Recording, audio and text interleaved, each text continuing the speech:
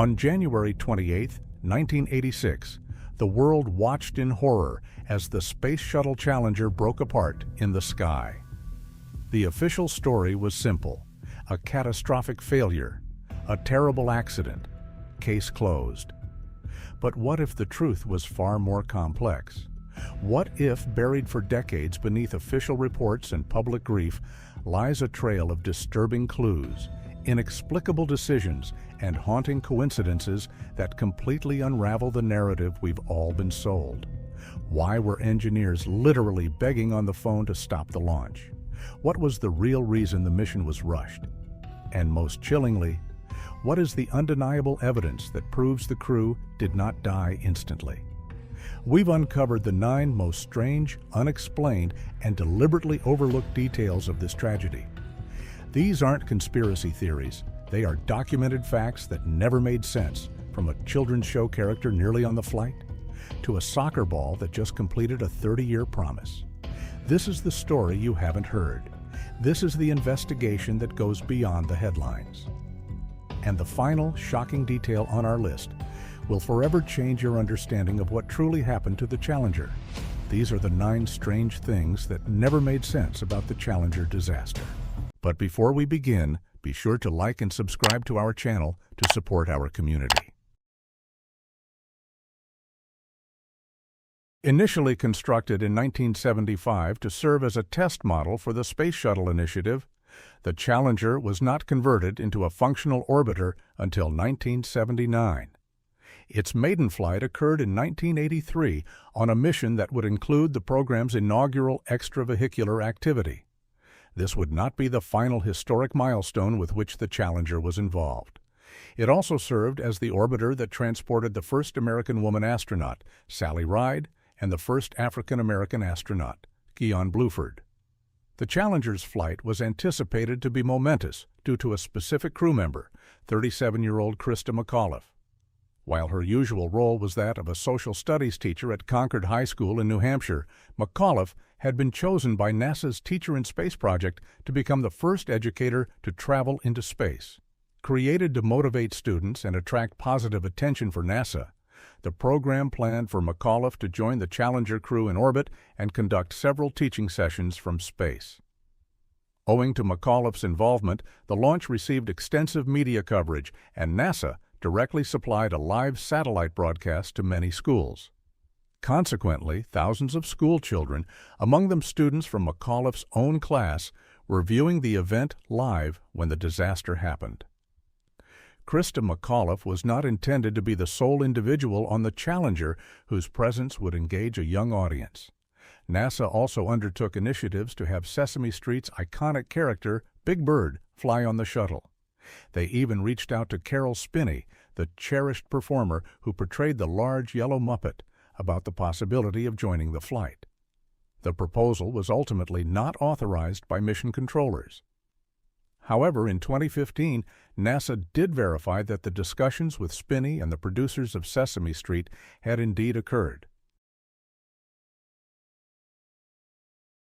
The mission's pilot, referred to by NASA as STS-51L, was Mike Smith. This would mark both the inaugural and final space mission of his professional life. Smith is also recognized for having uttered the final words captured from the Challenger's crew.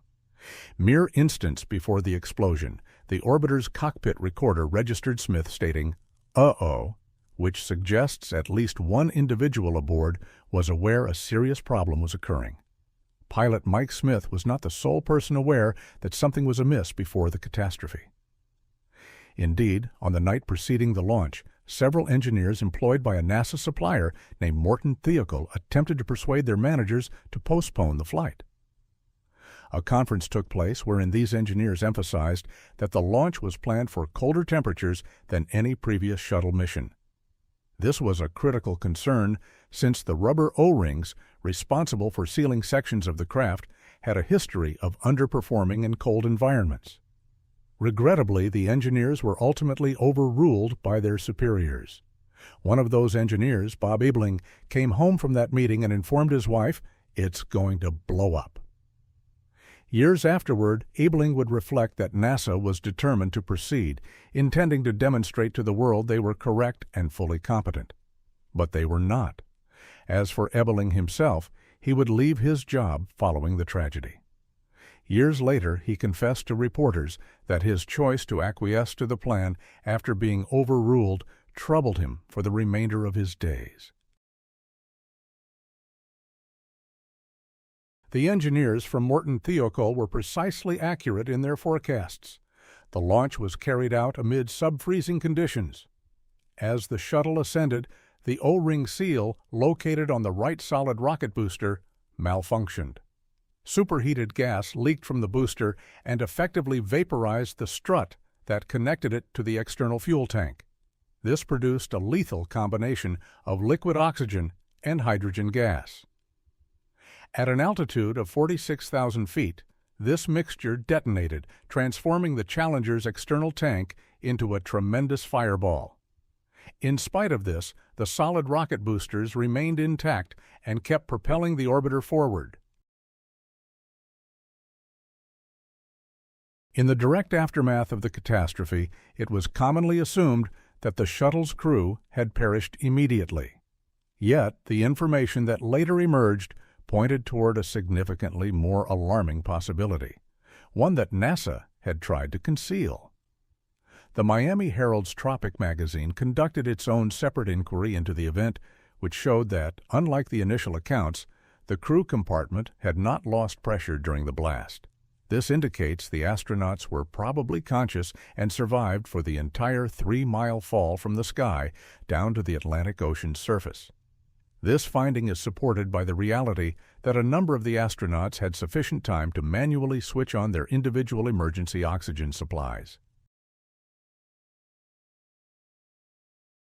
While the endeavor of spaceflight is profoundly hazardous before the Challenger tragedy, NASA had not suffered the loss of an astronaut during an actual space mission.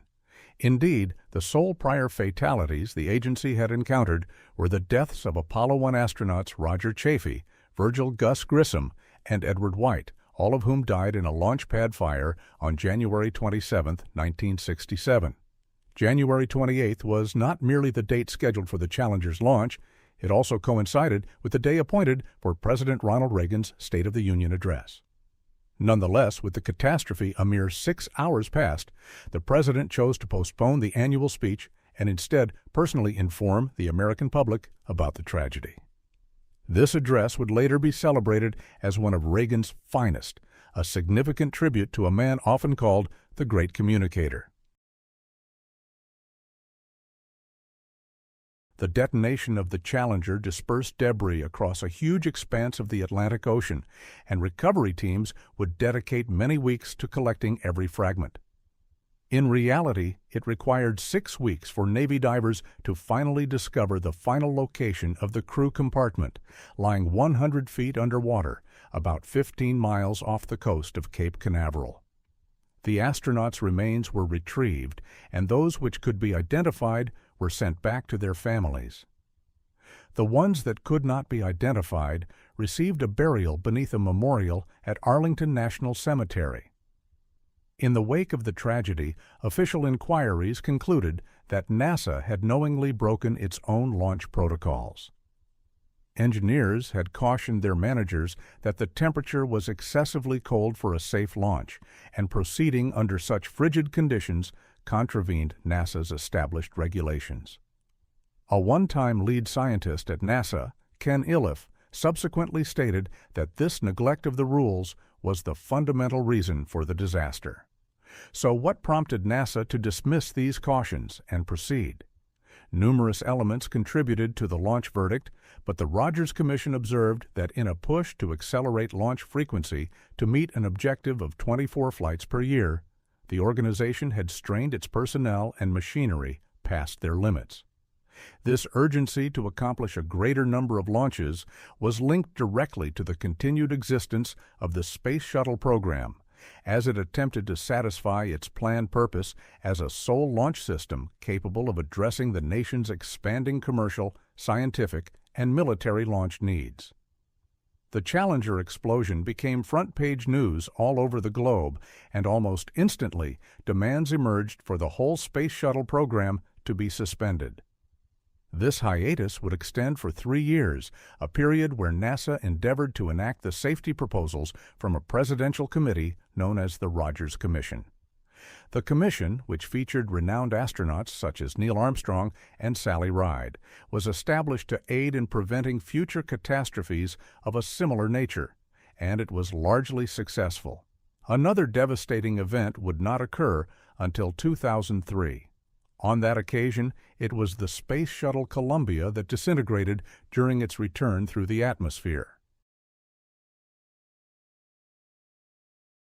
Fragments from the Challenger kept appearing on Florida's shoreline for a considerable time after the event. For instance, in December 1996, nearly 11 years following the explosion, people at Cocoa Beach, over 20 miles from Kennedy Space Center, discovered 2 sizable sections of the orbiter that had washed ashore. The segments were so substantial that NASA needed to employ a front loader to lift and remove them from the sand. The loss of a civilian, Krista McAuliffe, proved particularly harmful to the space initiative, and the repercussions persisted for many years. In reality, a span of 22 years would pass before NASA would fly another non-astronaut. Notably, that individual would be Barbara Morgan, who had served as Krista McAuliffe's understudy for the initial Challenger flight. Morgan, who, similar to McAuliffe, was an educator teaching social studies and English, became part of the Space Shuttle Endeavour's crew for a triumphant mission in 2007. The detonation of the Challenger permanently altered America and its space initiative. It would also become a source of motivation for creators who would commemorate the event through statues, musical compositions, and television programs. A particularly notable instance of this occurred at the Rendezvous Houston concert in 1986, where musician Jean-Michel Jarre, a personal friend of Challenger astronaut Ronald McNair, performed a saxophone piece that McNair had planned to play on the ill-fated flight. This recording would later be incorporated into the music of artists like Frank Turner, Adam Young, John Denver, and even Beyoncé. The catastrophe was also recognized within the storylines of popular television series at the time, such as Punky Brewster and Star Trek: The Next Generation. At the moment of its disintegration, the Challenger was transporting more than just its crew and scientific apparatus. It also carried a soccer ball. Astronaut Ellison Onizuka had brought along a ball that had been used by his daughter Janelle's high school soccer team. Remarkably, the soccer ball was found largely undamaged amidst the shuttle's debris. It was given back to Onizuka's daughter, who consented for it to be exhibited as a memorial at Clear Lake High School. 30 years afterward, another astronaut, Shane Kimbrough, whose daughter also went to Clear Lake, requested permission from the school to bring the ball with him on a mission to the International Space Station.